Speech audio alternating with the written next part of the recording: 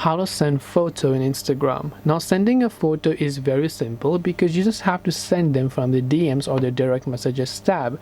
Open up the Instagram app and make sure that you are logged into your account, and this is the type of interface that you'll be able to see. So to send a photo, simply go to the DMs tab from the top right hand side of the screen and go to the person to whom you would like to send an image. Now there are two ways you can send it. You can send an image from your gallery by tapping on this gallery icon right here, and then you will be able to go ahead and then select a certain image and then send it to that person. Now if you want to record a new video or audio or maybe a photo, you can just tap on it, then you can go ahead and take a picture. You can also customize whether you want it to view once, to allow the replay, or keep in chat. If I want to send it as view once, I can send it. If I want to allow the replay, I can send it. If I want to keep in chat, I can send it just like a normal photo.